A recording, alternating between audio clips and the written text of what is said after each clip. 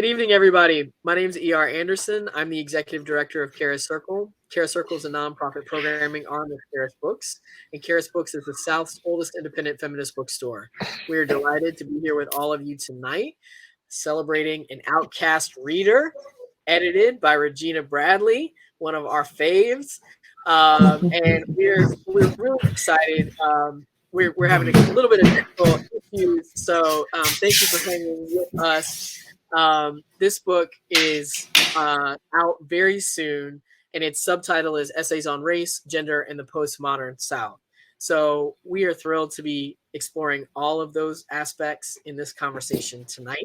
I'm going to introduce all of our conversants with you this evening, and then we have one more special guest that we're still trying to get into the room. But first, I'm going to introduce Dr. Regina Bradley. One second, because let's see, internet. There we go.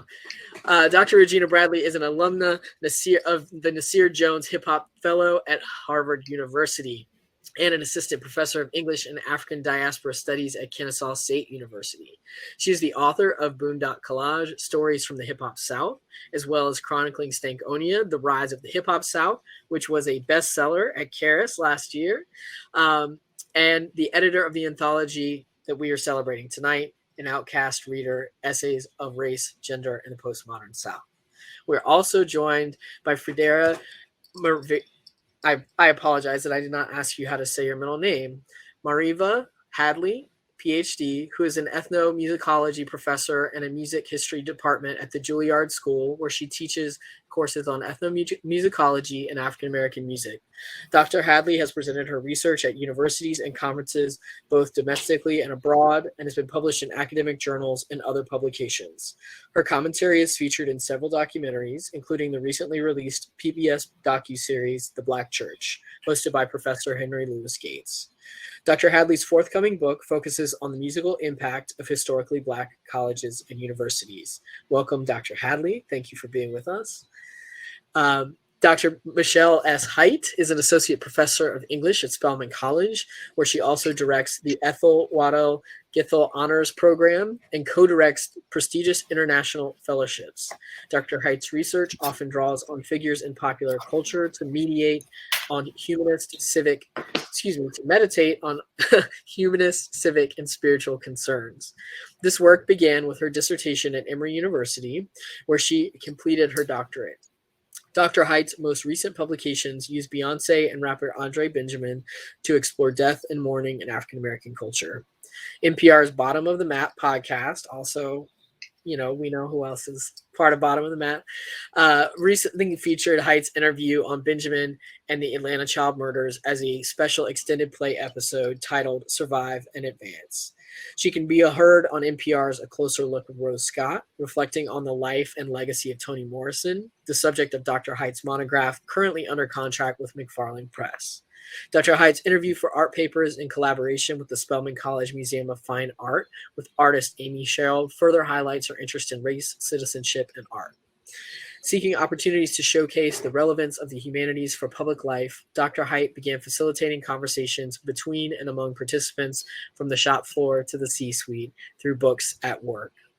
And finally, last but not least, Dr. Susanna Morris, who just got back in the room, is an associate professor of literature, music, and communication at the Georgia Institute of Technology. She's the co-editor with Brittany C. Cooper and Robert M. Boy Lorne of the anthology The Crunk Feminist Collection. She is the co-founder of the Crunk Feminist Collective. She has a brand new book out this week, Feminist AF, which we're very excited about. We're also very proud to get to call her part of the larger Karis family, as she is the board chair of the Karis Circle, our nonprofit. And finally, folks, wherever you're watching from, whoever you are, we love for you to shout out in the chat what brings you here tonight, what your relationship is to Outkast, and we love for you to ask questions. So please feel free at any point to put your question in the Ask a Question button. If you are having internet issues or you're on your phone or whatever, don't stress. You can put it in the chat. I will move them over into the Ask a Question box so that they will get seen. I don't know. We're going to have a robust conversation, so I don't know that we're going to answer every single question, but I know Dr. Bradley is going to try to get to some of them. But we really want to hear from all these folks because this is an incredible collaborative book, and so many voices are in the room. So many more voices are in this book than are even in the room right now. So sit back, relax. We're very happy to be here in collaboration with the Auburn Avenue Research Library, who also will be dropping knowledge in the chat. So please enjoy this evening tonight, and welcome Dr. Regina Bradley. Thank you, ER. It's always good to come home and kick it with family. You know what I'm saying? So to my esteemed panel, hey there, all y'all brilliant women's.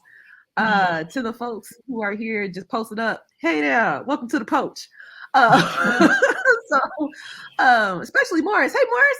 Appreciate it. He always drops the good stuff into the chat. And we really want to make this as interactive as possible. So there's that. So welcome. I know that folks are probably sick of me and Outkast after this year, because the beginning of the year was Chronicling Stakeonia. The end of the year, we're doing an Outkast reader. This has been years in the making. I was working on both, or we were working on both, so to speak, at the same time. So I just wanted to grab a couple of my faves, you know what I mean? Not just for their contribution, but just favorite people in general, and kick it. So I have a question to kind of open up the conversation. You know, how did you become part of the Outkast reader besides me begging you to do it? Like, what was it? Like, what was it that you felt was like, yep, I need to do this? So I guess I'm gonna just go around the screen. Michelle, you're at the top of my screen, so if you don't mind starting us off, and then for Dara and then Dr. Morris, we can go from there.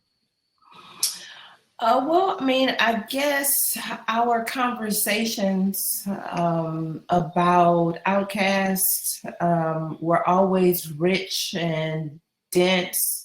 It was always sort of more about the way that the thoughtfulness that was in the music could sort of translate into very specific historical moments, sort of textures of Black experience that had been untapped, but definitely not unthought, right? So I thought that the book, the collection, was a really wonderful vehicle to highlight the thoughtfulness that is in the music, the density of it, and the way that it just sort of generally speaks to the human condition that we find in everyday sort of Black life, that I think Outkast brilliantly captures as a part of the everyday, as opposed to sort of these, you know, really kind of erudite academic conversations.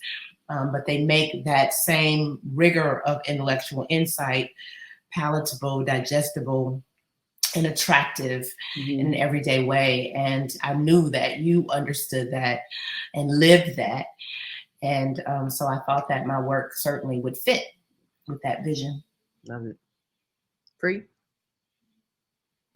There were two things. One, I met you in 2006 on the campus of Indiana University and Portia Maltby's graduate seminar on Black music. And, you know, the first things out of your mouth was, you know, Outkast, Georgia, hip hop, Albany. And I had just completed a master's before starting to work on my PhD at IU. I just completed a master's at Clark Atlanta University in African American Studies, where my thesis was looking at Atlanta hip hop and Outkast specifically. And so, you know, the two books that you brought to the world this year, you know, I've been privileged to kind of see them coming from 2006 until 2021. And that's amazing. It's been an amazing journey to witness.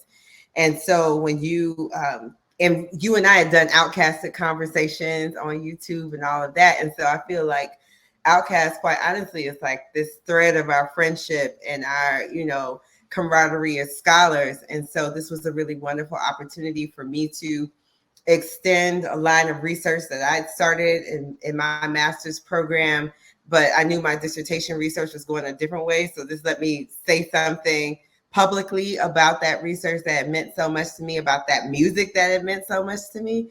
And so it was a wonderful challenge to take on. And yeah, that's my story. Dr. Morris? Evening, everybody. My apologies for the technical difficulties. I done made it. Yeah, so I'm an Afrofuturist, and so I'm always thinking about Blackness in the future. And when we talked about me participating in the project, I was like, well, I can bring an Afrofuturist lens to the conversation. And I just remember being in grad school when Idlewild came out and going with my homegirl to see it. And the theater, I remember I went to Atlantic Station. Atlantic Station was new. Y'all was fanciful. Y'all was fanciful. We were fancy. We were fancy. We went to Atlantic Station. Low-key, I think I got a free ticket. Connects. And so they were just free tickets at Emory all the time things. But I remember sitting through it and just really thinking about like this long tradition of Black musicians making musicals and thinking about this as a musical, as a hip hop musical. And it had been a minute since we had a hip hop musical. And then it's so delightfully weird and anachronistic and funky and all these other things. And so I usually write about Black women in Afrofuturism. I don't necessarily write about the brothers too much. And this gave me an opportunity to kind of stretch, think about Afrofuturism in a different kind of way. So I thank you for the opportunity. Yeah, I mean, like Idlewild is important to me too, though, but for a different reason. It was it came out like in August of 2006, and that was my first semester in Bloomington. And I was doing the transition, and they told me they ain't play no Idlewild in Bloomington, which put me in my feelings because they also ain't had no Popeyes. You know what I'm saying? I was like, what's going on? So this is before GPS. You know what I'm saying? So like I literally went on a wild goose chase around Indianapolis trying to find a theater that played Idlewild. I never got to see it in theater. I had to bootleg it. I'm sorry, but I did. So there was that aspect of it. Yeah, so I think, one of the things that I really, so I'm gonna kind of go off script a little bit. I mean, I want to talk about each of your pieces respectfully, but I feel like because this is an all women's panel, I'm really excited to have a couple of these conversations, right? Because we don't hold back. None of us hold back on how we feel about certain things. So I think that this is going to be good. But yeah, I'm just, I'm thinking about how Outkast falls in terms of how we think about like gender. In the South, I feel like they play such a pivotal role in being a touchstone, and there was like a evolution. So there's a couple of chapters in the book that talk about that. The Soul Hot Collective, which is Ruth Nicole Brown and her graduate students, now PhDs, right? Kind of talked about the significance of Jazzy Belle, and I talked about the significance of Jazzy Belle somewhere else, right? But then you get this evolution. So I'm just kind of curious to hear y'all's thoughts about, what does the woman question look like in Outkast music? Because you see an evolution, not necessarily saying that they end up being feminist, but they don't. But there's still a particular type of growth that I think is relevant enough to discuss. Anybody want to jump in there and start? I mean, I was sort of thinking about more so what Susanna was saying about sort of the way that, for me, the tenderness with which Outkast remembers life, right, and sort of reflects on Black experience is what I find very attractive, especially the way that they sort of lay bare the possibilities for the future of what maturity could allow Black boys if they were allowed to grow up, right? But in terms of then what I would hear about like Black women in their music and how I think about Black women is not even through the sort of the lens of feminism or not. I sort of think about it through a portal of my own experience. As a young Black person who didn't quite even understand what feminism was, because I felt loved by Black men, by my father, by my uncles, by neighbors. So it took me a minute to kind of understand how patriarchy looked in my life. And definitely I experienced it. But a part of then what makes Outkast attractive is the way, for me, they capture almost that kind of earth, wind, and fire, like look at Black life, right? Like the kind of celebration of Black life. And a part of what that means for me is not like a party, but a recognition of the good, the bad, the ugly, the fraught, the challenged. So I sort of think that you see a healthy sort of regard for thinking about Black humanity fully, which is what I like most about thinking about their music.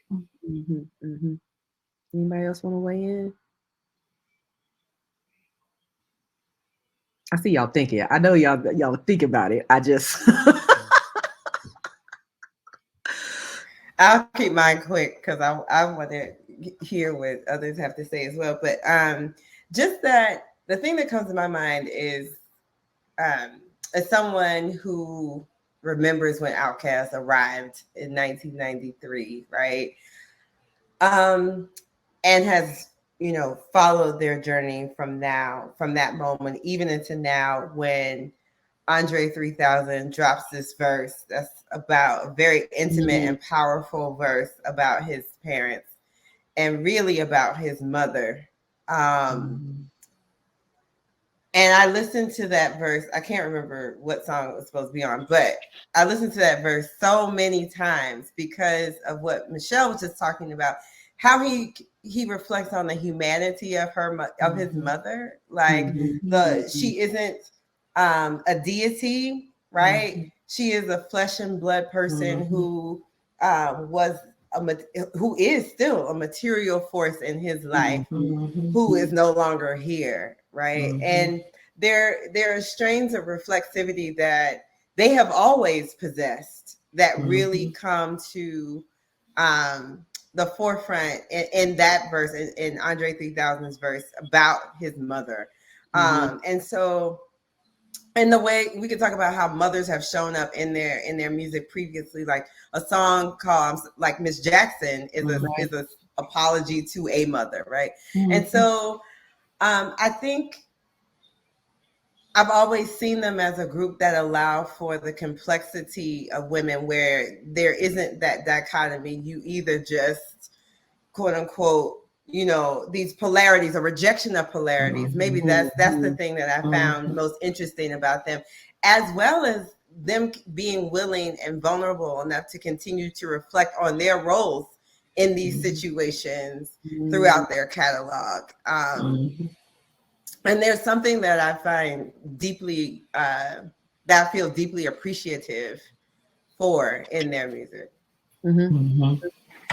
Susanna? I don't think I have much to add to what Fredera and Michelle just said. But what I will say is feminism has important things to offer our thinking about masculinity, right? So when we're thinking about feminism, we don't have to necessarily just think about how they comment on women, although I think that's important.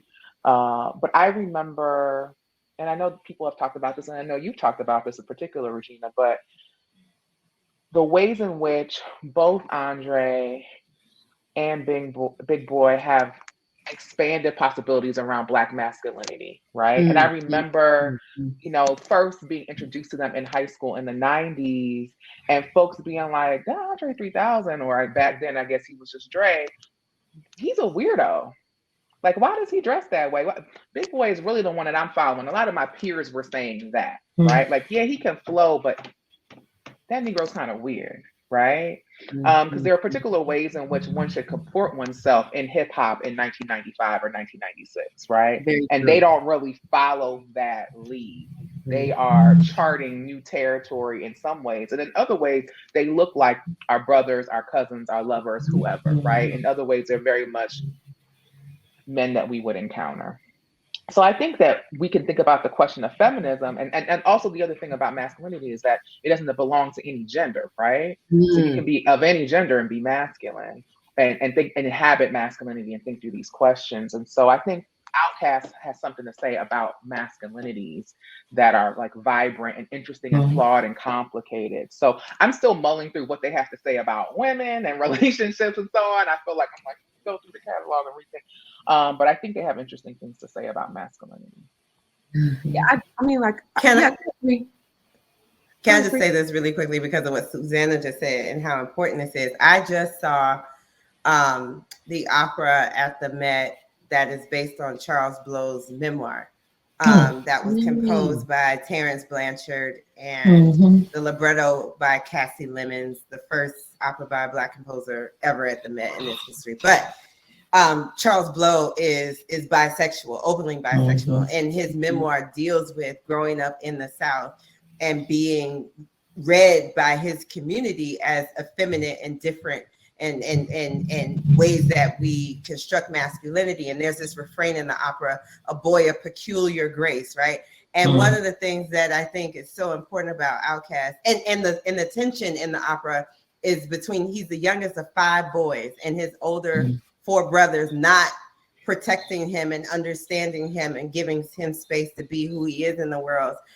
One of the strongest testaments, I think, of Outkast is that Big Boy and Andre don't have that friction, at least not publicly. You will never see Big Boy say anything and let anybody say anything about, the gallery may have those conversations about Andre, but like I read in an interview Big Boy did, he said, that's my son Godfather. Like, that's, we brothers. It's deeper than the music, it's deeper than anything. And so that balance and that the intimacy, quite honestly, of their friendship, right, of their connection to each other is something that, and their willingness to really be upfront about that. And, and there was video going around of Andre at, I guess, Big Boy's son's Oregon game. Yeah, like the really familial between the two of them has something to do, makes me think too about how they add to our conversations and understanding masculinity, like Susanna was just mentioning.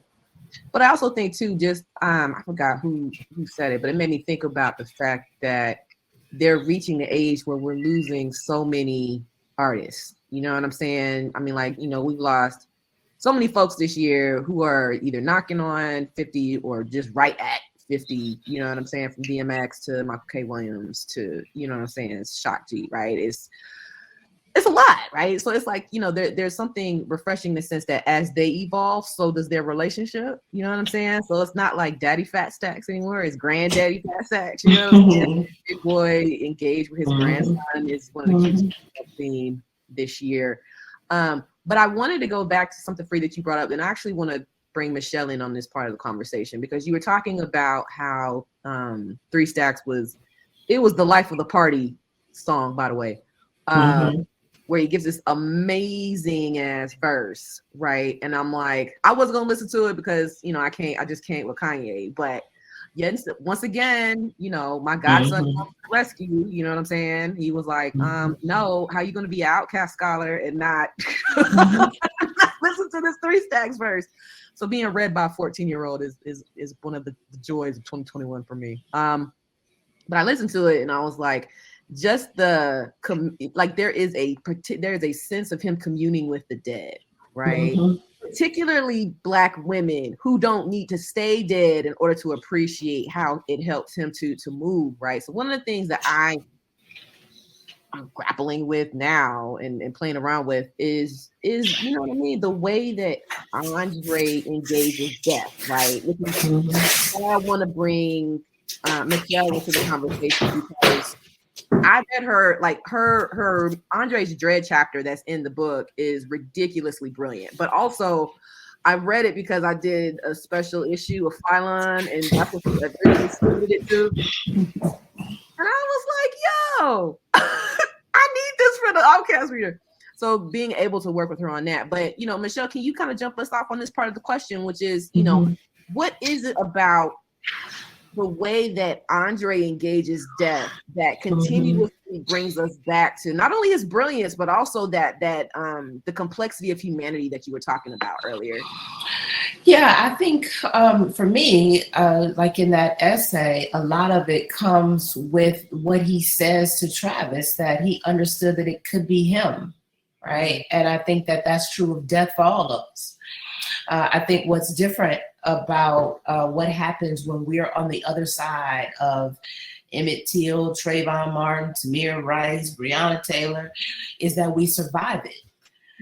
But what we know is that it could have been us, and at one point it will be. And I think that it then gives you an opportunity to confront yourself, and it gives you an opportunity to confront possibilities. And so there's depth there, as opposed to just thinking that there's an end. Right. And so I think that a part of what he does is meditate in the depth of recognizing that you face yourself. Right. And you face possibilities, whether they're cut short, or whether you have an opportunity to move beyond and continue to grow. Well, what exactly will that mean? In whose terms? Why don't we? Those kinds of constraints. But I think it's an actually marvelously rich context that, he's found himself in. And it's productive for us to listen to and think about. Yeah, but I mean, like, it's just the multiple ways he engages with death, right? And Susanna, you talked about Ottawa. Like, everybody talks about the music in Ottawa, but like one of the things that will forever stand out is, if you haven't seen Ottawa by now, I don't know what to tell you. So spoiler alert, I guess. But one of the things I was thinking about is like his interaction with Angel in her death. Like, he's marrying a corpse. He's literally marrying a corpse, right? You're dealing with this kind of like necrophiliac type thing. But I'm just, but I mean, like, I'm trying to think about this from the perspective. It's not just growth, right? There's a particular type of grieving going on there, but it's also, I mean, like, in a way, you're talking about it being ahistorical, you know what I mean? And in that ahistoricity, if you will, that's my PhDing of the day. That's all I got. Is this sense of in the future, or maybe we can be together again in a different lifetime. So it's kind of borrowed from Miss Badu a little bit too. But I'm just curious, do you have any thoughts about how he treated, how Andre treats death and grieving? He's literally an undertaker. Right? Any thoughts about, what we can take away from that, from this larger conversation?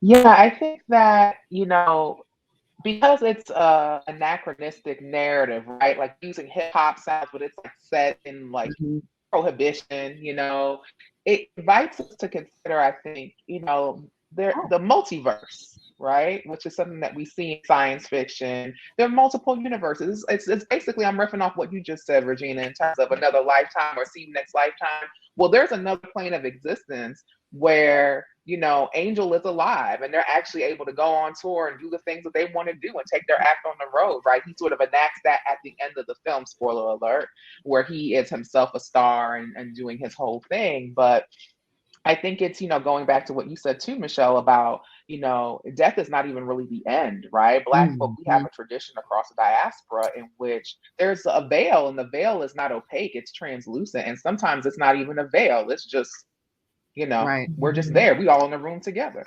And so I think it's reflective of that reality. Free, you right? have any thoughts on 3 Stacks and him being a death doula? No, after listening to everyone else, just that in a lot of ways for me, I'm from the Black South, I'm from Florida, my people from the South, all that. What Susanna was just closing with, what's more Black and diasporic than that? Like the understanding of, I think time is always a complicated thing when we talk about Black people and this sort of pressure to adhere to the linearity of time, or these dichotomies between here and there, life and death. And so I see Andre like really understanding that, not because he needed to study it, but because he is it, right? Clearly his people were that, right? And understood that. And that comes through in how he then practices his own art, reminding us that we too are that. So that's all I would add. Yeah, I don't know, man. Is this, and actually, Free, I'm going to bring in your essay, because your essay is one of the first ones that starts off the reader, right? Which is, I don't think people can appreciate Outkast growth or development as artists unless they understand where they came from, right? So the idea of Atlanta is it has like a storied romantic, even, you know, kind of placement in Black folks' minds. So I want to hear your thoughts about that from your ethnomusicological perspective, right? Like, we always talk about the South, but for a lot of folks, the South is only synonymous with a city like Atlanta or New Orleans or something like that. So what is it about the city and its ability to continuously be transient, like increasingly transient, do you think has to do with Outkast kind of skyrocketing, so to speak, into hip hop and beyond? I think Atlanta is fascinating because, you know, from the time that Du Bois writes about it to the period that we're talking about now, Atlanta is seen as this promised land. It gets so much projected onto it by us, of this place of freedom, dreams coming true. You know, people are still moving to Atlanta in droves, but there was a moment really where everybody was moving to Atlanta. I lived in Atlanta for 6 or 7 years. I still got a 404 number, right? So I ain't talking about other people, talking about me too. And there are real reasons why it's not. And you know, when we think about myth making, we're not talking about artifice. We're talking about something that is extraordinarily powerful, and that has made lots of things possible for people on an individual level in Atlanta and a community level in Atlanta, all of those things. And so Outkast is really interesting in how they come along at this moment in the 1990s, where Atlanta is about to make one of those quantum leaps in terms of visibility, pre-Olympics, where Atlanta really is about to be on the map, and they may not realize how much they're going to play a role in that, right? But actually, for all of the projection of promised land of Atlanta, what they are saying is a counter narrative to sort of what we're hearing and reading about in Ebony and Black Enterprise, you know, all of that. They are offering us a critique of all of that. And then when we get to ATL, in interesting ways, pushing us to think beyond Atlanta itself as a place. And so, you know, but the irony of all of that is their success sort of foments this myth that Atlanta is the place where anything is possible. And so the success of LaFace, Outkast in particular, which becomes the, you know, L.A. Reid says he ain't know nothing about hip hop. So Outkast really does become the embodiment of what hip hop can be in Atlanta. And we're still living in, you know, what they were able to accomplish. Atlanta is still running hip hop in really important ways. And so, you know, it's interesting that I guess when we think about what they were saying, what they created, what Atlanta becomes, forces us to deal with the complexity of the city and the complexity of ourselves. And so, and you particularly see that in Big Boy's the work that he does with Purple Ribbon All Stars, and how he starts branching out and building his own crew.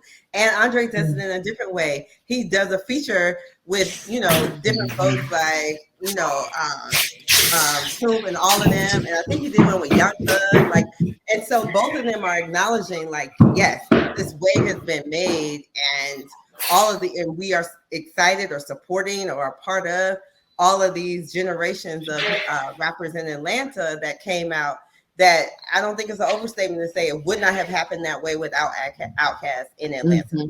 It just would not have. I mean, like, even now, right? And Susanna, I want you to weigh in here. One of the things that I think about too is, like, when we have conversations about the significance of hip hop culture, right? Especially when we think about region, like Southern hip hop, folks are still very hesitant to say Southern hip hop has a culture. They just think it's just the rap. You know what I'm saying? So I'm like, no. But as one of the co-founders of the Crunk Feminist Collective, this is something I've been thinking about. Is, you know, very rarely do we hear about Crunk from a theoretical academic perspective, right? But I mean, like, I don't think I would be too far out the part to be like, somehow, somewhere, Outkast influenced y'all. So shout out to Crunk Feminist Collective, you know, Dr. Cooper and them. So I'm going straight to the source. You know what I'm saying? You know, as grad students in Atlanta in a particular time period, you know, them late 90s and early 2000s was something else. Could you give a little insight in terms of, you know, how a group like Outkast and what Atlanta was sounding like at the time contributed to the theorization of the crunk feminist collective? What a time to be alive. What a time to be a young person. What a time to It was live a in great Atlanta. time to go to the club. It was a great time to go to the club. I'm sure the kids are having a good time now, even though COVID, in the words of Fat Joe, is in there. But I went to Atlanta in 2002 to attend Emory University. And I'm from Florida as well. I'm from South Florida.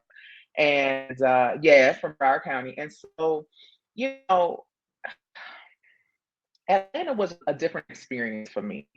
And I had, you know, come of age listening to rap music and being, you know, involved in hip hop culture and so on. But I have a northern experience and a southern experience. I lived in Connecticut as a kid and was really into East Coast hip hop. And when I moved to Atlanta, I got to see all things combined, right? And this was really the rise, right? Like you turn on the radio now, rather, I'm showing my age, you listen to Spotify or Tidal or Apple Music, and it doesn't matter where, let's say, about rap, where the artist comes from. Take Cardi B.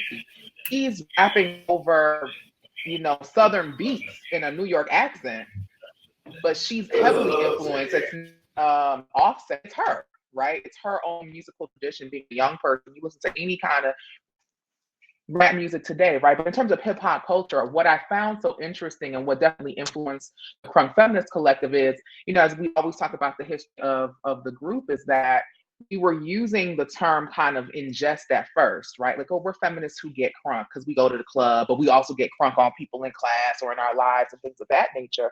But we were thinking not just about rap music, we were thinking about cruising culture in Atlanta. So I came post Freaknik, never went to Freaknik, but Freaknik still was around in the early 2000s in other ways, right? The club culture wasn't just saying parties don't stop till 8 in the morning. That was a real actual thing. Then you go to the Waffle House, right? Then you're having conversations at the Waffle House with people, with young people, and you're talking about all kind of things. It might be what you just dance to on the dance floor, but it could be about race or politics or gender or whatever, because of course you have real conversations at the Waffle House at 8:05 a.m. when you've been up for 24 hours, right? And so the CFC was definitely influenced by all of that. And you know, their last, well, I mean, obviously they did the soundtrack to Ottawa and other things, but Speaker Box / The Love Below was really out as we were forming the CFC. And so Outkast was part of the soundtrack of the CFC in particular. Every time I hear Sleepy Brown, you know, I Can't Wait, you know, and obviously he's connected to Outkast in particular kinds of ways. I think of the B. Jones parking lot in Emory. Like, I think of driving in my Corolla, parking in the B. Jones parking lot to go to my homegirls, like Prospectus Defense, right?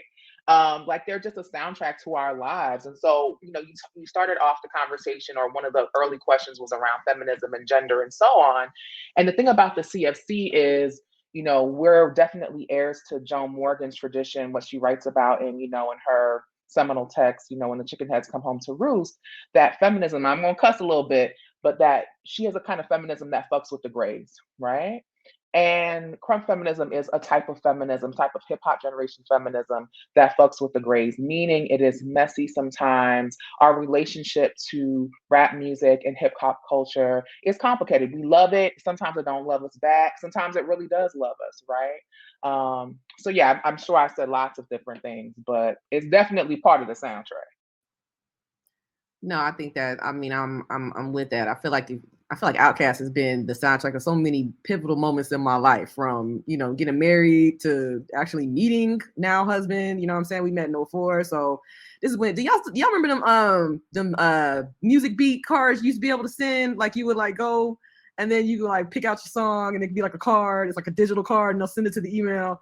So you know, my husband, well then boyfriend at the time, he was trying to pitch the Whoop. So one of the first things he sent me was Prototype, you know what I'm saying? And then that ended up being International Players, you know, anthem. And it worked. It worked. And that's a wedding song. Isn't that a romantic song? International Players Anthem. Make you want to fall in love. You know, it fit for us. You know what I'm saying? It fit for us. But Michelle, I wanted to bring you in the conversation here, because one of the things that I'm thinking about that the reader does is it connects dots for people in ways to redefine what they think a contemporary Black South can do using this body of work, right? Mm-hmm. And as a Morrison scholar, one of the things that I'm thinking about and how to context it is, her theorization of literary archaeology, right? Mm-hmm. The idea that you got this idea of a particular type of interiority of Black folks, you know what I'm saying, is guessed about or hypothesized by trying to fill in what we don't know. So I'm just kind of curious, is that too far off? I mean, like, how can we use like that Morrisonian theory to really understand why Outkast is so significant and how we think about the South in the present? Yeah, actually, as I was listening to Free talk, I was kind of thinking about that, right? Because one of the things that, like with the Atlanta child murders, that I was always thinking about before I started seeing the connection between the conversation that Baldwin and Dre are having is how the people in the city didn't sort of like, why were they surprised? I mean, given the history of violence against Black people, the way that I sort of would read about it, it was as though they were surprised. And what happens for me with Dre is that there's a moment where I begin to understand, it's sort of like this, Coetzee reference where he says in one of his books, it's like some of our students were born, they were hatched from eggs yesterday, right? So it's like you just, came to life and history began.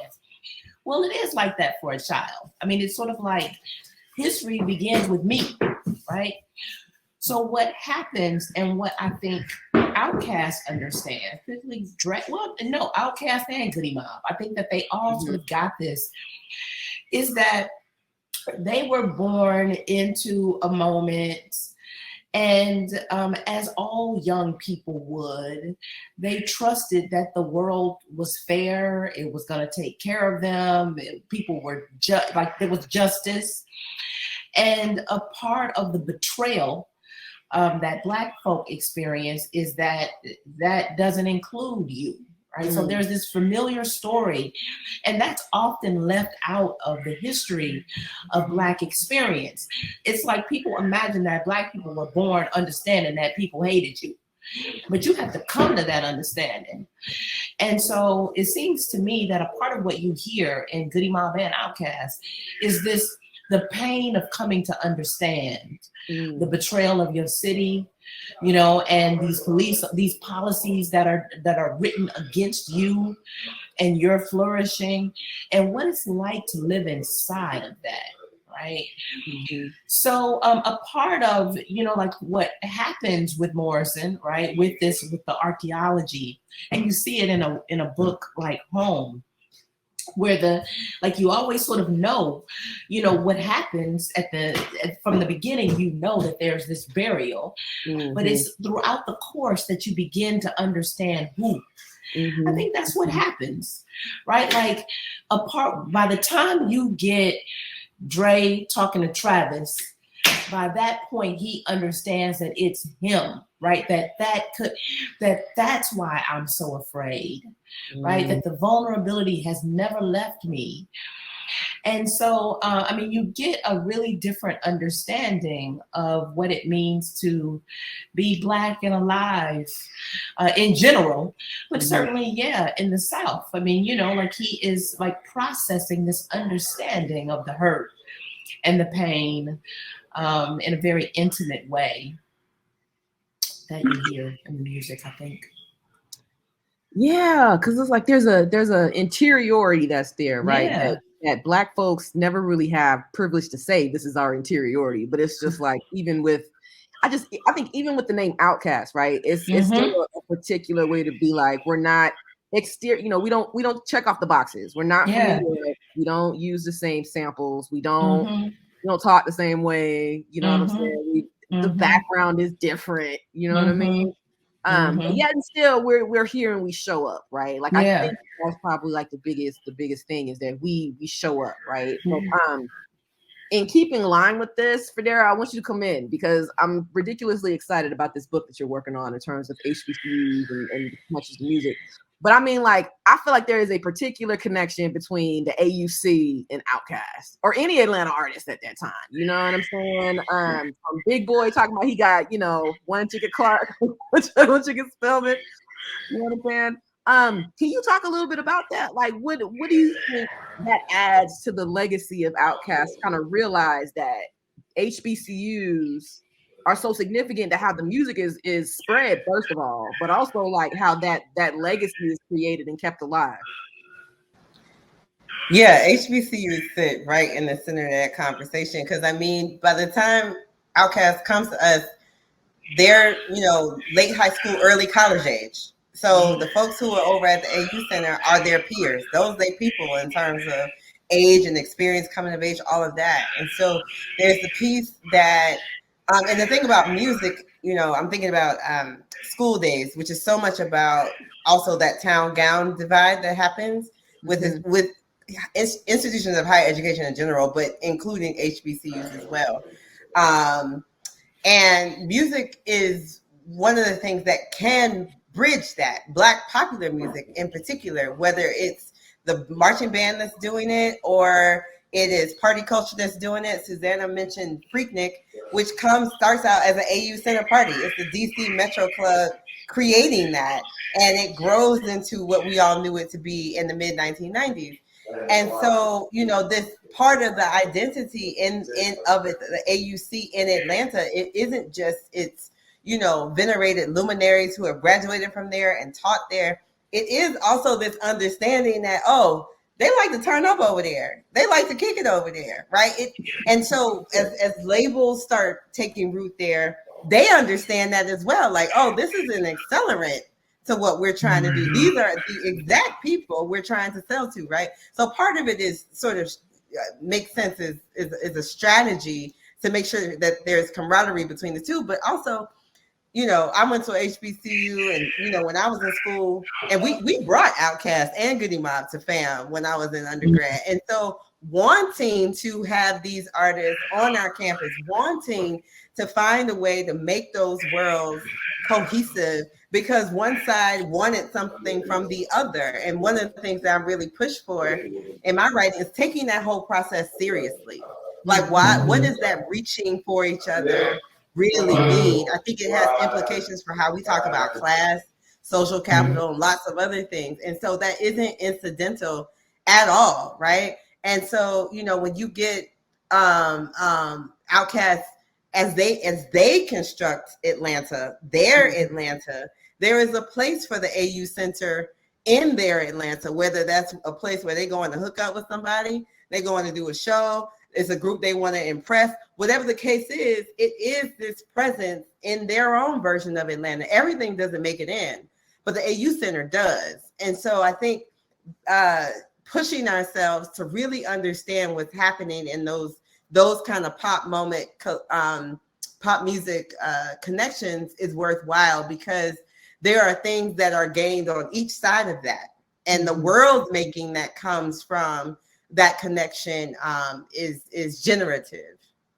World making like what? Because that was, I mean, like, I feel like that's important for a couple of reasons. One, because the way that the AUC is set up is different. I mean, like, you know, there's with increasing focus on like HBCUs in pop culture, you know what I'm saying?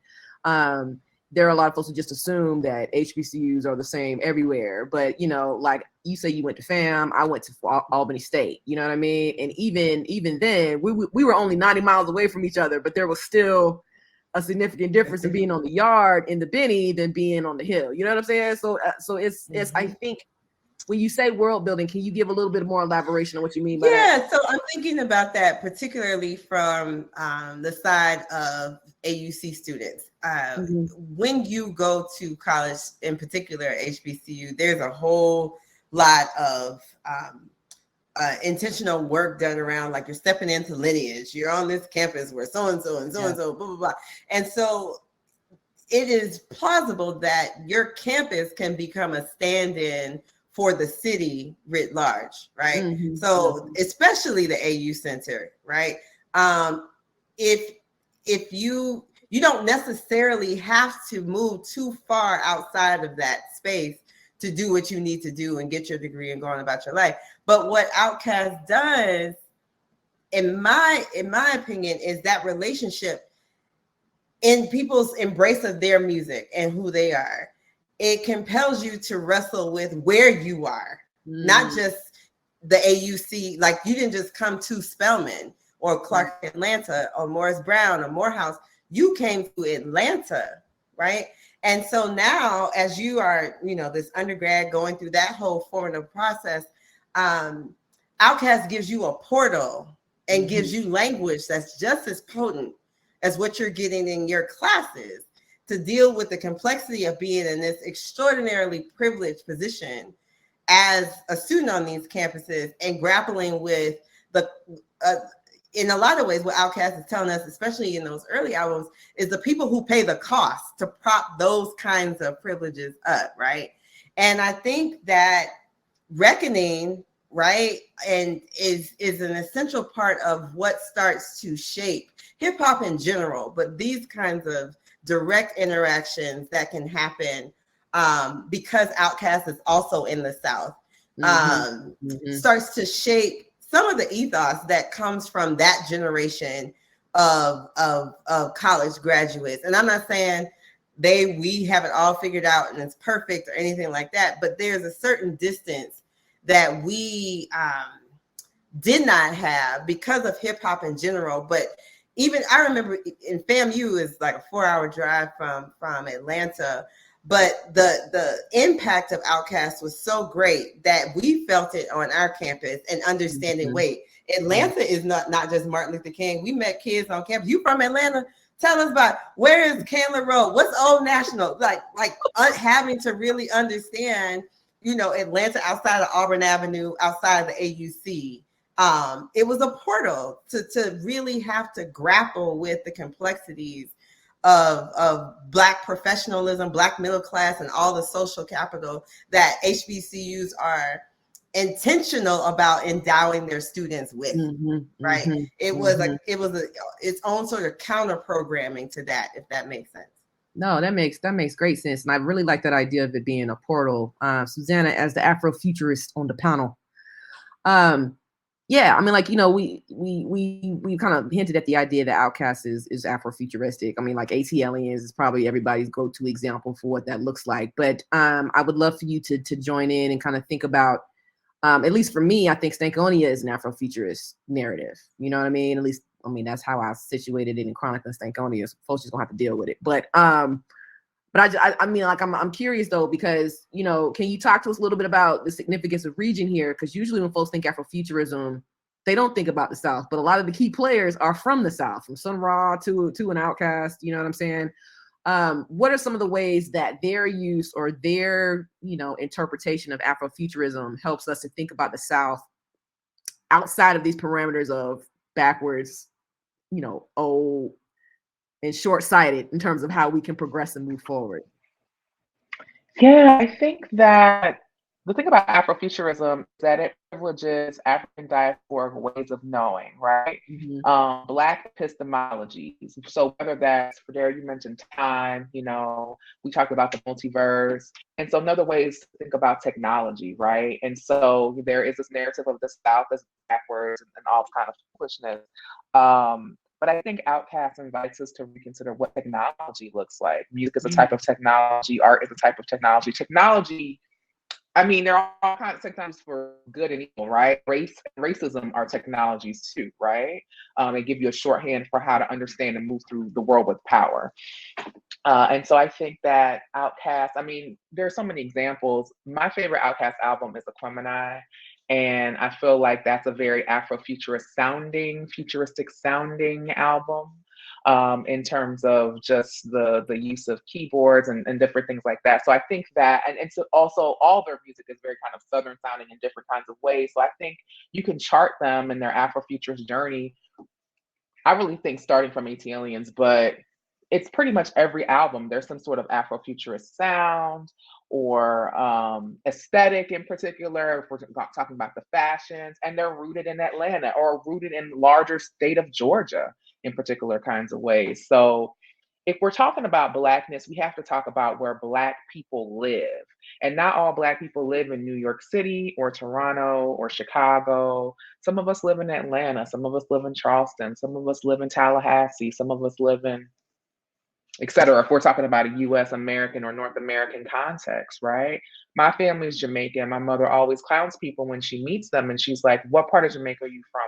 And if they say Kingston, she goes, what part of Jamaica are you really from? Because everybody wants to be from the capital, right? And they probably from some small town, right? Folks are like that too, right? You know, I'm really from, it's like, you can be from Macon, like it's cool. Like, you can be from wherever, right? You may not even be from Atlanta. But I think, yeah, that's what I would say. I want to add that, you know, that I also think of the voice of Afrofuturism that you hear in Outkast is also rooted in the relationship to the dead. And I think you sort of hear that if you think about Kendrick. And at one point that the main character, I can't think of her name, when she says to that white boy, when she goes back, you know, I know this is going to sound crazy, but I come from a future time and place. Anytime you're talking to the dead, that's what you are saying. I come from a future time and place. So a part of, you know, the reminiscence that you get in Outkast is about standing in a future that your ancestors didn't have. Especially in the way that they sort of are attempting to come to language about some of the convoluted emotional experiences that we did not get to voice or did not have a public hearing. So I think that, you know, right, the sort of way of being in relationship with the dead is about speaking for and to the future. No, I really like that. Free, was there anything that you wanted to add? Did you think about? Yeah. So I I would feel remiss if I didn't ask a question of this panel of academics, an academic question. Especially because the academics on this panel, we're only academics from 9 to 5 for the most part. We don't like we'll in the classroom and then kind of just go back to our regular thing. But one of the reasons that I felt like this Outkast reader was necessary was that I was tired. And Fredera, you are my witness for this because we were in the same class. It's like every time we have conversations about hip hop, the South is never part of it. I think what I told Dr. Maltzby was like, we never talk about the people that are currently in my car, knocking in my trunk. You know what I'm saying? You know, I guess idealistically, I would hope that this would open up conversations about, you know, the South's contribution. But just as fellow folks, you know, who have sat with or who are fans or both of Outkast, you know what I mean? What do they contribute to the conversations about hip hop in the academy, and why do you feel there's still I'm gonna call it a bias, because I can do that, a bias against including the South in these more rigorous conversations about hip hop scholarship? I mean, I can start at least by saying that I still think that the overarching narrative of shame that attaches to slavery attaches to Black people as if we own that, and we don't. I mean, you know, like our endurance is something to be proud of. And I do think that the kind of articulation that you get of an embrace of the South from Outkast is why they are so important. They understood that those boos at those awards were because of a bias against the South. And they understood that that was wrong. Right? I mean, it's like what Morrison said when all those people rejected The Bluest Eye. She was asked, well, what did you think? And she said, I thought they were wrong. I think you get that same kind of pride in the South, or, you know, for the possibility that you could flourish or that you could have pride, you could love yourself is an accomplishment. And to me, a group like Outkast not only understands it, but they articulate it in a very complicated way through the music, through the dress, through an open love of Blackness. And so I think that that's a part of why they are so significant. But yeah, I mean, you still, like in teaching Southern literature, you still have to do a lot of work to get students to read place But yeah, like those Atlanta Southern hip hop artists, and not just them, but certainly them. I began to understand when I first came here, and I only ever like was trained and taught in the South. But like I began to understand when I moved to Atlanta and people would ask me about my experience, the only way it ever made sense is if I thought in visual terms, because people literally thought you lived in a music video. You know, right? Like it was all like ludicrous, was like the image of what it was like. And I'd be like, my life looks nothing like a music video. But that is what people thought. And I still think that there is that. So the South still has something to say, and a lot of it comes through the music. And that's the sort of visual that we're contending with. Yeah. Free. Well, one of the things one of the points I was trying to make in my essay and the collection is that the South has been, still is, the site of so much musical reinvention and Black musical reinvention. The blues is born in the South. The Negro spirituals, as arranged by the Fish Jubilee Singers, is born in the South. Jazz is born in the South. And to your question, I think that bias comes from the fact that Black people in the U.S. in general are still unresolved in their feelings about the South. I think despite all of that innovation, the South often represents a place where your family may be there, but it's not a place where innovation happens. It's not a place where imagination happens. And Outkast completely blew that out of the water, but in the way that Black people in the South do in their everyday life. In a way, it wasn't exceptional what they were doing. And so, I'm thinking a lot about the lane that they opened up for us to have better conversations about this. Because I'm old enough to remember, being born and raised in Florida. I would travel to California, New Jersey to visit family. And I was the country cousin who came around, right? Like I was supposed to feel some kind of way because I was from the South. Well, don't you want to be out here with us? Don't you want to leave? And I'm sitting here like, what's wrong with where I'm from? It's cold up here. We got beaches. They nice. Like all of that part of it, I think we're now having better conversations about it. And now we look at the artists who have really centered the South and what they do. Everybody from Beyonce to a visual artist like Allison Janae Hamilton, whose recent exhibit here in New York is all about the swampy, mystical North Florida, right?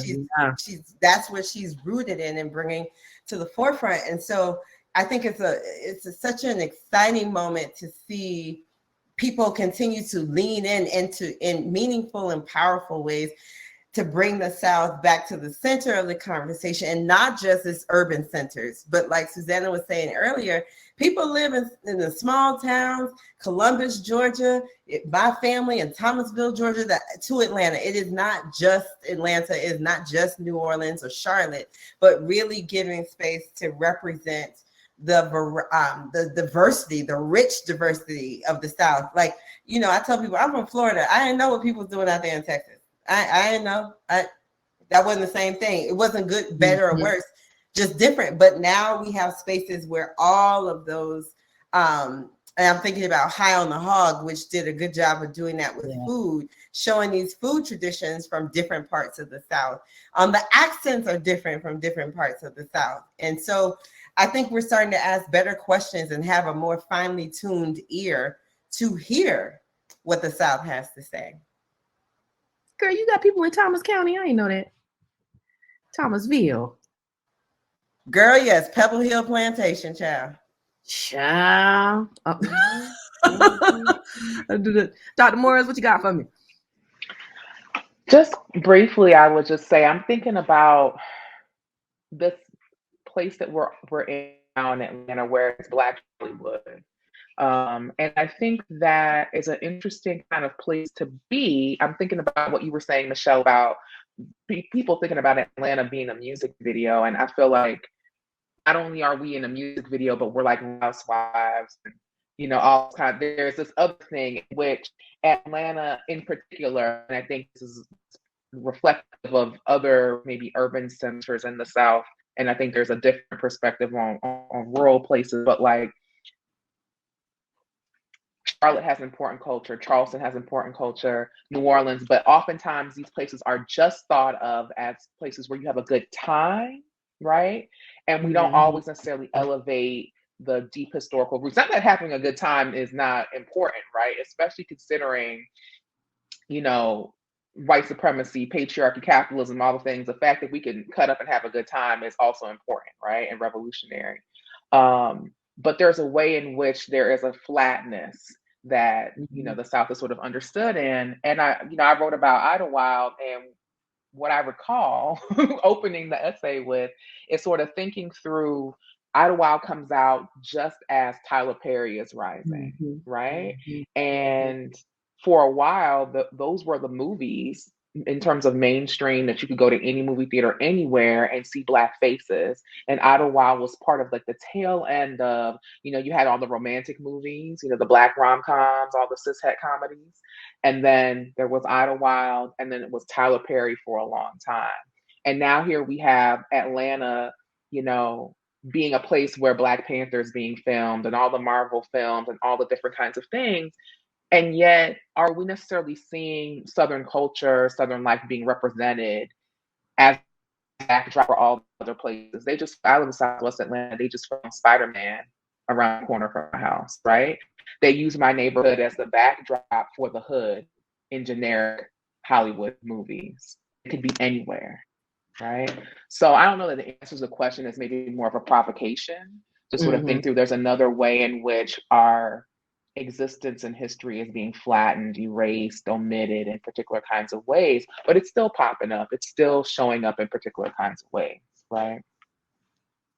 Yeah, I mean, like I say this regularly on social media. I'm like, it's really kind of something to see this Southern Black Renaissance that's currently happening, right? There is creatives who are representing the Black South in ways that we haven't seen in a while, right? But not just the stereotypical. I mean, it's the good, the bad, the ugly. The complexity of how we exist, I think, is something that has really caught my attention. So I think that's really, really great. And I just hope that the Outkast reader kind of contributes to that. So for the folks who are, you know, still here, feel free to give questions, comments, snide remarks in the chat or in the ask a question. So I do have a question. I feel like Fredera, as the ethnomusicologist, you can start us off here. From Alana, I'm sorry if I mispronounced your name, Hall. Do y'all think there are any traces or sounds of Savannah, Georgia culture in Outkast music since Big Boy was born in Savannah? I would say yeah, but I'm gonna leave it to ethnomusicologists. Break it down for me. No, I would say yeah, and the biggest reason is because Big Boy lyrically insists on bringing Savannah with him, right? And I think that's important for a lot of reasons. One, it's his hometown, but also we talked a lot about Atlanta and its place in the Black popular imagination. And so it could be very easy for him to just lob on to where he's at and forget where he's from. And so I think there's something really important about his insistence on frequently, you have whole songs about Savannah, but frequently referencing his connection to this smaller city that has this deep, rich history in and of itself in the state of Georgia. And so I'm not so sure musicologically what traces might point specifically to Savannah, but the first thing I go to is the lyrics. He insists on bringing that with him. And you know, we all know we can read migration tales and people quickly want to shed that where they're from. Well, I'm in New York now, I'm in Boston, I'm in Chicago. That's not what Big Boy does.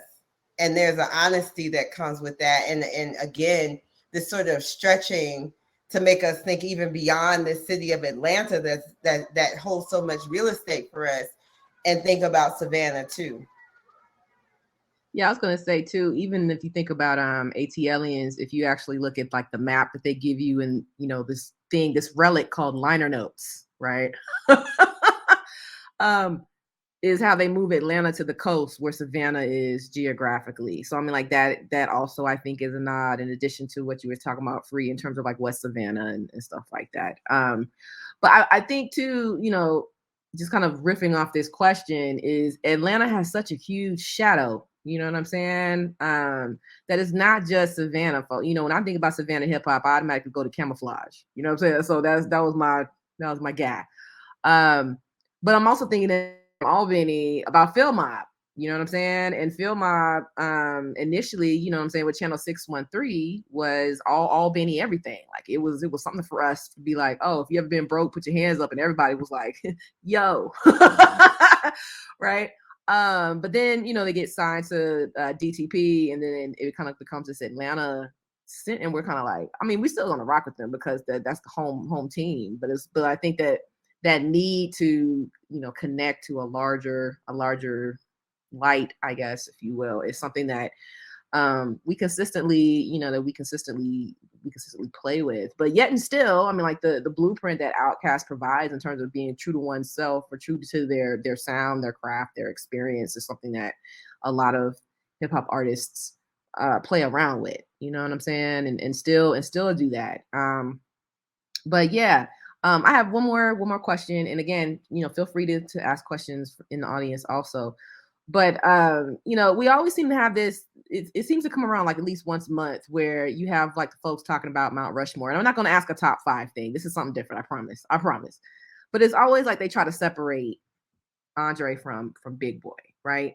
And for Darren, when we went on Huffington Post Live with Mark Lamont Hill, that was a lot of fun. But one of the things that you said really stood out for me, which is the way that Big Boy tells a story resonates differently for folks than the way that Andre tells a story.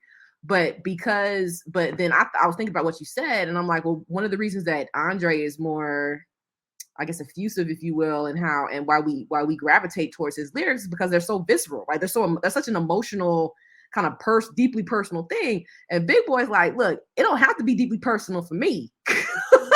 For me to tell you a good story about it, right? So I'm just kind of curious for the folks, and this isn't even coming as an academic, this is just us as fans. Like, why do you think folks are so gung-ho to try to tear them apart in order to establish their relevance and their legacy to hip-hop? It gets on my nerves. I just want to be on the record saying that. I think it's dumb. But yeah, panelists, does anybody want to weigh in on that question? I'm real curious to hear what you think. I mean, for me, I think it really just has to do with our limited ability to tell love stories. I mean, I think we only really have in mind one, right? Like one true love story that's a sort of romance between a man and a woman. And other narratives have to fight for inclusion. And I think that what they have is a friendship. And I don't know that we know how to tell that well. I mean, you know, we get rivalry, which is why, I mean, you know, that's the binary, right? So you make them rivals, or, you know, right, like you insist on a kind of comparison when friendship is just a different kind of love. And I think that a part of, you know, what really does make them powerful as a duo is their ability to sort of, you know, just work on how you tell different kinds of stories, singularly or together. And I mean, it's one of the things I think is so great about the voices that we do get in Atlanta in particular, is that they all know love stories beyond grievance. You know, the narrative that we like to tell about race is that Black people are just wanting to hate on white people. Whereas a part of what we know, particularly at HBCUs, is that the narrative about race for us is about homecoming. It's about stroll teams. It's about fried chicken Wednesdays. It's about, you know, reunions and convocations. It's just a much richer story. So a part of what I think we have to do is we have to put friendship in that constellation of, you know, rich stories that we're trying to tell, and that they are not even trying, they're doing it. Yeah. Thanks for that. You preaching now. That's she do that, man. She do that. She do that regularly. But yeah, no, you really preaching. I think that that's really it. It's that you can't. I think sometimes too people want to say that there is a Southern sound or a Southern style, and Big Boy is it, Or then if you have the Dre fans, oh no, Andre 3000 is it. And it's like, actually, as Michelle just said, there are so many different styles, you know what I mean? And there's so many different ways of telling a story. And to have a super group where you have two people talking about, I mean, you can think of any number of songs, right? Where Andre may start out and he'll tell a whole meandering kind of situation, and then Big Boy will come out at the end and do I mean, in the same song, right? And I love when they do features on other people's songs and they act as bookends, right? And so then oftentimes Andre will start out, you know, International Players Anthem, right? Like where they are, you know, not necessarily a feature, but you know, it's them and UGK, and they're all telling this. I mean, that's one of my favorite hip hop songs, period. But like I said, it's a love song played at a wedding. But you have Andre 3000, you know, opening up with that like idea of I'm getting married, I'm doing this, I'm telling this, I'm sending this letter, his boys are, you know, and all of that. And they all are coming at the narrative in different kinds of ways. And Big Boy's narrative at the end is very different. It's not, you know what I mean? And you can vibe to the whole song and it's cool. Like it doesn't have to be either or. I think as Michelle said, they invite complexity that we may be resistant to. Not any of us on this panel, but we as people are resistant to, and for what and for why. Dr. Hadley. Yeah, you mentioned that HuffPost panel, and you know, Mark Lamont Hill tried to throw Big Boy away, and we were not having it. We were just like, all of us were like, clutch pearls, not on our watch, right? Because Big Boy is so necessary. He is, and he's so elite at his wordplay and his rhyming abilities. And at the same time, the genius of what he's doing is that he is your uncle who tells the best stories at the family reunion. No, and who we are like, no, Uncle Charlie, you tell us what happened. We want to hear from you, because his sense of humor is so sharp. And, you know, I think about him a lot with, in conjunction with Fife and A Tribe Called Quest. And because, you know, we talk about Tribe and everybody immediately goes to Q-Tip, who is this kind of, you know, who we recognize as bohemian in a particular kind of way and charismatic in a particular kind of way. And Fife always just kind of had on his starter jacket, his jeans, but he was rhyming and telling these incredible stories with these super clever and specific references woven all throughout the stories. And Big Boy is able to do the same thing in his own way, which is adds so much richness to what Outkast is to us. And so there's that thing that's happening. Whereas Andre, for me, is if hip hop has a bard in a certain kind of way, then Andre serves that role as well. And so the two of them together just it is this union that works so well, that is built on love and respect that seems to be indestructible between the two of them. They met as kids and we've grown. Like you said earlier, they're looking at 50. Somebody is a grandfather and they are still intact. Like, what is more beautiful than that, right? And so, you know, there's that. And I think if this is about us, that whole breaking apart, trying to break apart or make adversarial, that's about us. That's not about them. And so if we get our stuff together, right, or allow ourselves to be inspired by what these two men are able to accomplish, not just musically and in their careers, but in their life. They are life partners. They are doing life together, right?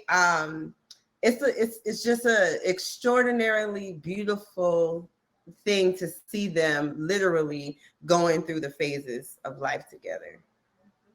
Yeah, and just to kind of reemphasize kind of what you were saying, you know, even you referenced Fife and he's no longer with us, right? It's like is that I feel like, at least for me, as I'm getting older, one of the things that Outkast makes me kind of confront is this idea of mortality. You know what I'm saying? Is what that mortality looks like, which is just an extension of, at least to me, being Southern and Black. We face mortality on a daily basis, whether we want to acknowledge it as such or not, right?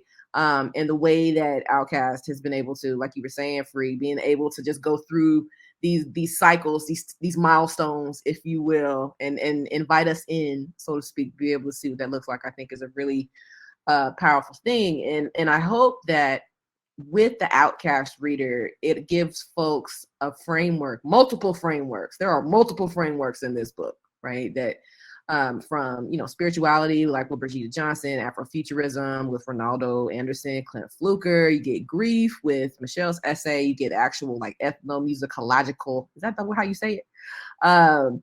With Free, Langston Wilkins has an amazing essay about the significance of Cadillac and car culture to understanding Outkast. So I mean, like, they're complicated, and the Outkast reader tries to like pull some of those threads to explain why that complexity is so necessary in thinking about the contemporary South.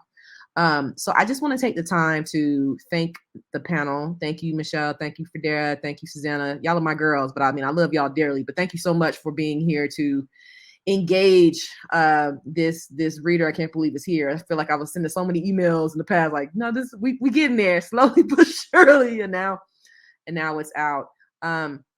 So ER, if you're still in the building, if there's anything else that you'd like to add, thank you again to the panelists. Thank you for the folks who came in to kick it with us on a Sunday evening. Hopefully we gave you some food for thought. And yeah, we hope that you enjoy what you read in the reader. I'm trying to come back. My internet's slow. Well, while I'm not on camera, I'll just talk to everybody. Thank y'all so much for this wonderful conversation. As a lifelong Atlanta and Outkast fan, I'm so excited about this book and thrilled about your scholarship and just adding all these additional dimensions to this music that so many of us have loved for so long. But you've added all these parts to it for us. So thank you. Thank you all so much for being with us tonight. I hope that you all stay safe and well. And we look forward to, continuing to learn and grow in all these other communities that your work touches. So have a great night. Thank y'all. Have a great evening. Y'all be easy. Thank you.